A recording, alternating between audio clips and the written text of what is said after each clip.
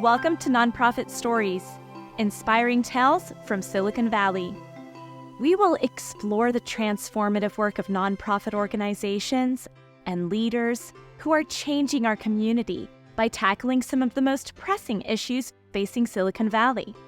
So without further ado, let's dive into this exciting conversation.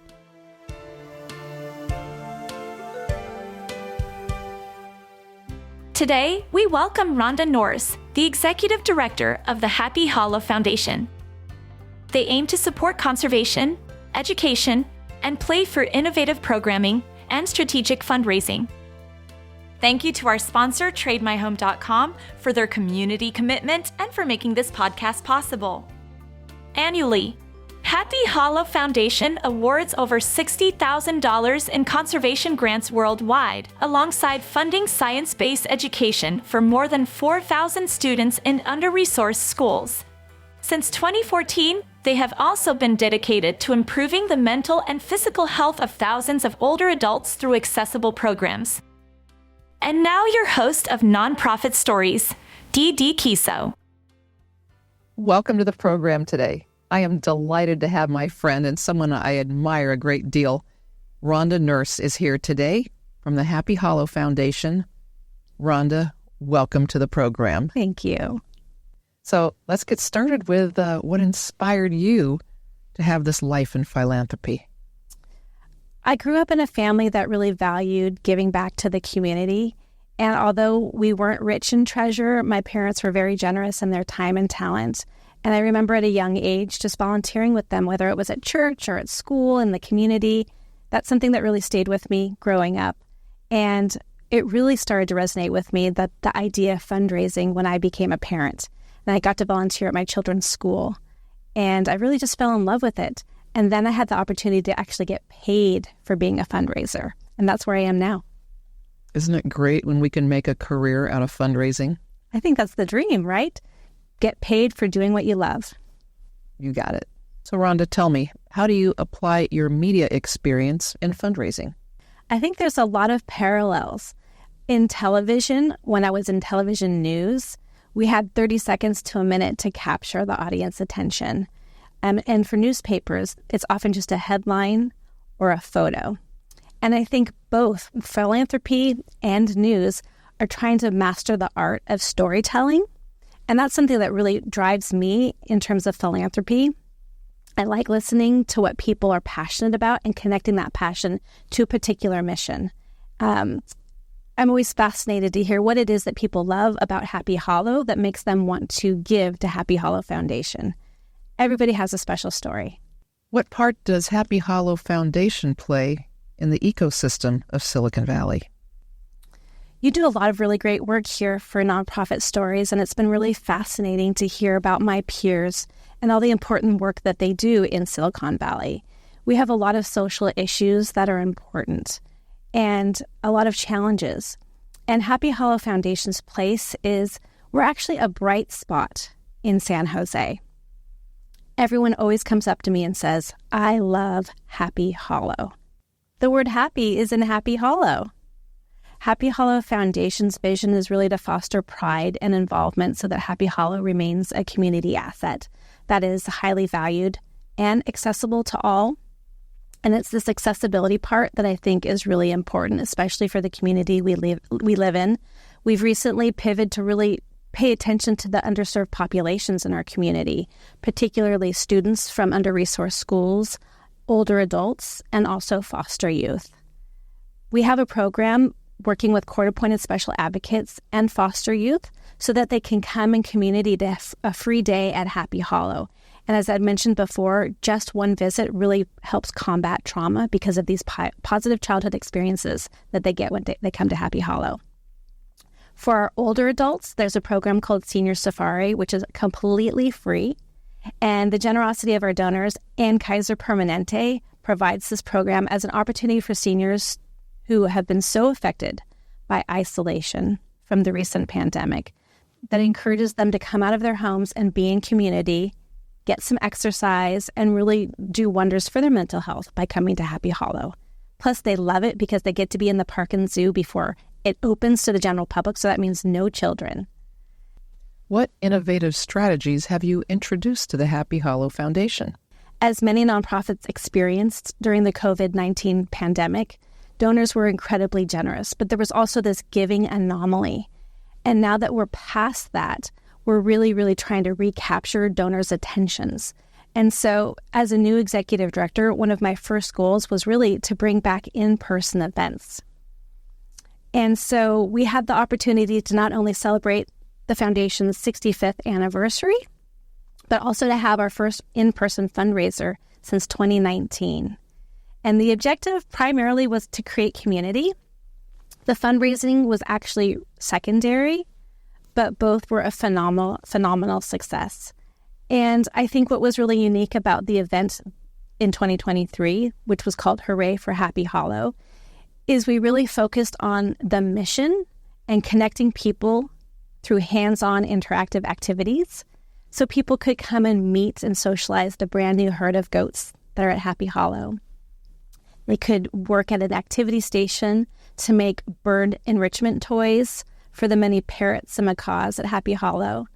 And they could meet up close and personal some of the zoo educational animal ambassadors and really just get connected to what Happy Hollow Foundation does for Happy Hollow Park and Zoo. So Rhonda, why are the red pandas and the capybaras so important at Happy Hollow? The red pandas, the capybaras, meerkats, red-ruffed lemurs, all of the animals play a very important role at Happy Hollow, and all for very different reasons. One of the initiatives that Happy Hollow Foundation funds is an educational enrichment program for Title I school students. And for many of these students, they live really close by in the neighborhood, but they've never had an opportunity to come to Happy Hollow before in their lives. So they're coming to Happy Hollow for the very first time. And many of them are seeing animals like the ones you've mentioned also for the very first time. And it's a visceral experience to see an animal up close, to maybe hear the sounds it's making or even to smell it. And this is just a super unique opportunity to connect anyone to nature through play. San Jose is really fortunate to have an accredited zoo in our community. The Association of Zoos and Aquariums really is the gold standards for zoos across the nation, and Happy Hollow has been accredited with this organization for several decades. And what this means is actually a real commitment to conservation. And I'm not an expert by any means. The zookeepers and the rest of the staff at Happy Hollow Park and Zoo do an amazing job, but it really is focused on species survival and educating people about the importance of what they can do out in the world in everyday life to protect the world around us. So how do you engage the community in the Happy Hollow Foundation mission? We actually just completed a really incredible community-based capital project called Monarch Meadow. And it is really centered around conservation. This is a 3rd acre of land next to Happy Hollow, just under the Bent Bridge, that we have turned into a large-scale pollinator monarch butterfly friendly garden filled with drought-tolerant plants and California natives. And this was such a group effort. It was a project that took about a year. We engaged so many organizations and communities across sectors. For instance, the City of San Jose's Capital Group participated, and the UA Local 393 Pipefitters Union participated. Kimley Horn, who designed the project, had staff members come out and help with the project. We actually had over 300 volunteers over the course of 2 days, thanks in particular to a grant from the Beautiful Day organization that helped make this project possible. So that's one way we engage the community. And then, of course, this is a living, growing project, so we always need the community to come back and help us maintain it. A typical problem homeowners have when wanting to buy a new home is whether to sell first or buy first. Either way is risky. When ready to look for a new home, TradeMyHome.com, powered by Your Home Sold Guaranteed Realty, offers an upfront guaranteed cash offer on your current home. Are you moving in the next 3 to 6 months? Text PAIR to 408-740-7400 for a free and no-obligation professional equity appraisal report, exclusively for Nonprofit Stories podcast viewers. For more information, visit TradeMyHome.com or call 408-740-7400. Remember, at TradeMyHome.com, your home is sold guaranteed or we'll buy it. So how do you measure the impact of your philanthropic efforts? For me, it goes back to the storytelling piece that we talked about earlier. When we have groups come in, for instance, when we fund the Title I school students to come, or the foster youth with their court-appointed special advocates, or even the older adults through Senior Safari, we get lots and lots of stories. And these are the stories that are just so touching, but telling of the impact of what the experience it means to them. And that's really how I like to measure impact. Of course, data is great, but there's also something unquantifiable about how people feel about their experience with Happy Hollow. Well, and in my fundraising experience, I like to sell feelings and emotions more than data, and it brings the human approach and the connectivity to it, so nicely done. So, Rhonda, I've always thought of you as a trailblazer, and I was so excited when you came to the Happy Hollow Foundation. So, what has happened with your leadership and change that you have brought to the foundation? Thank you, Dee Dee. I like to say that Happy Hollow Foundation is a 65-year-old startup. We had been run basically by a volunteer board of directors for so much of that time. And in 2009, the foundation hired its first paid employee, which was the very first executive director. I'm just the third executive director since 2009. And I think each one of us have played such a critical role in shaping the foundation and helping it grow up. Since I've only been there since the fall of 2022, I still feel like I'm figuring out what my impact is going to be. But I really am passionate about fundraising, and I feel like that is a little bit of my superpower. And so I'm pleased to say that we've been very successful in the last 15 months in terms of hitting all of our fundraising goals and really re-engaging donors again after the COVID-19 pandemic. And I just can't wait to see what this new year brings. So, Rhonda, then what's your most memorable moment from Happy Hollow? Well, Dee Dee, as you shared, everybody does seem to have a memorable moment. Usually when someone meets me for the first time and knows that I am with Happy Hollow Foundation, the words that come out of their mouth always are, "I love Happy Hollow." And part of why people love Happy Hollow so much is because the outstanding work of Happy Hollow Park and Zoo's staff and management. They really believe that every experience matters. And this commitment to excellent customer service really is what keeps people coming back time after time. And then, of course, it's just the personal experiences that they have with each other when they're there, and the nostalgia. So I have to say, being back at Happy Hollow after so many years, after my own children have been grown, I just think about what Happy Hollow meant to me as a young parent with 2 young children who was often very exhausted. And Happy Hollow is a safe place for the kids to go and explore, have a little freedom, gain some independence, and just build some skills while we all got to have fun together as a family. I think that that's my favorite memory. Well, it doesn't hurt that my adult kids, and I'm sure yours too, still love going back with us, right? They do.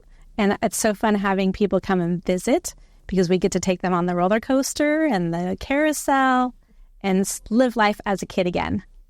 And I love that the manatee is on the carousel. The Keep Around Carousel. We have animals that represent endangered species and also animals that are just mythical, that keeps that whole concept of wonder alive at Happy Hollow. So, Rhonda, you're very fortunate to have the board of directors you have. You and I both know that they can either make or break an organization, and you seem to have some very unique, involved people. Can you tell us about the secret sauce to that awesome group of people? Happy Hollow Foundation is a small but mighty organization. And as a first-time executive director, I was really fortunate to step into this role with kind of a guide. The board of directors had already embarked on creating a strategic plan and an implementation guide that's really helped me navigate my journey as an executive director with the support of the board of directors. And so that I'm very appreciative of. So why is education a critical component of the Happy Hollow Foundation? Sure. So I have an office down in the zoo in the Hollow. And when I take a moment to step away from my desk and out into the park and zoo, I always overhear something that's just delightful. Like the little girl who said to her mom as she was walking past the peccaries that she only likes cute animals. Or the gang of boys who were running down the hill and the lead boy was shouting back to his friends, "You have to see the capybaras. They're the world's largest rodents." It's that joy that these children have gotten to experience that I really think about when we talk about education. Activating Happy Hollow for a community of people who don't otherwise have access. That's what I'm really passionate about with Happy Hollow Foundation. It's that accessibility piece. And imagine being able to bring that wonder to neighborhood children or local students who wouldn't otherwise have that opportunity. And so funding educational enrichment is an opportunity for us to bring in schools, K through 5 classrooms, their parent chaperones, their teachers, their peers, to experience Happy Hollow, to have a science lesson, to meet an animal up close, and then have a day of fun. So, Rhonda, I would be remiss if I didn't give you a chance to fill us in on maybe the unexpected answer to something. So, is there something that is unexpected that has arisen in the educational program or with the animals that you might like to share with us? Sure. It's always fun just to overhear children's reaction when they're participating in the educational enrichment program that the foundation funds through the generosity of our donors, of course. Believe it or not, one of the most famous, actually beloved animals from the zoo education department that comes out to teach the students is a Madagascar hissing cockroach. Most adults do not like this animal, but the children really enjoy being up close to an insect that is so old, and they learn a lot about the longevity of cockroaches over time. And then they get to learn about a place that they may have never heard about, like Madagascar. So tell me something about the Madagascar hissing cockroach. And by the look on your face, I have a feeling there might be another story. Yeah, even when the older adults come for senior safari and they're living life as a kid again, it's so fun to overhear their reaction and their joy and glee when they get off a roller coaster or they want to pick the animal to ride on the Keep Around carousel. And I think one of the most common reactions we get from the older adults at senior safari is just how they feel so empowered and strong, and they get to play just like they did when they were young. Rhonda, it's been a delight having you here, and I want to ask you before we go, how can our Silicon Valley residents support the Happy Hollow Foundation? Sure. So as we talked about, Monarch Meadow is a large-scale pollinator garden, and we're piloting a corporate social responsibility program this year for organizations or even community groups to come out and help support this project, either through weeding or watering or replanting plants that we've lost over the winter. We also have events throughout the year where we sometimes are in need of volunteers. And also we have a volunteer board of directors. If you ever feel compelled to give back to an organization that brought joy to you as a child or as a parent or as a grandparent, then there's opportunities there too. And I also imagine if everybody who ever came to Happy Hollow, even just once in their life, gave $1 or even a quarter, it would maintain and support and foster that community pride and involvement so that Happy Hollow can be an asset for everyone. Rhonda, it is a delight having you here, a pleasure, a privilege to hear your journey. And thank you so much for sharing about the Happy Hollow Foundation and the joy it brings to everyone in Silicon Valley. Thanks, Dee Dee. I really appreciate this opportunity. Here's a sneak peek of the next episode of Nonprofit Stories, featuring Evelyn Keomian, the founder and executive director of the Carrot School Project.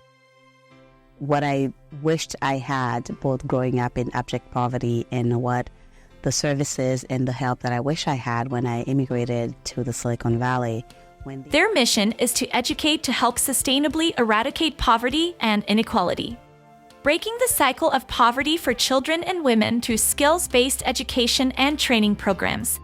All living in RVs or encampments or experiencing housing insecurities, and just very basically providing the help and the friendship and the community support. Check out our next full episode on Wednesday at 5 o'clock Pacific and 8 o'clock Eastern on YouTube and Apple Podcast. Thank you for listening to the podcast and acknowledging the impactful work of nonprofits in Silicon Valley. Please subscribe and share this episode with a friend. Thank you to our sponsor, TradeMyHome.com, for their community commitment and for making this podcast possible. Until next time, remember to support local nonprofits.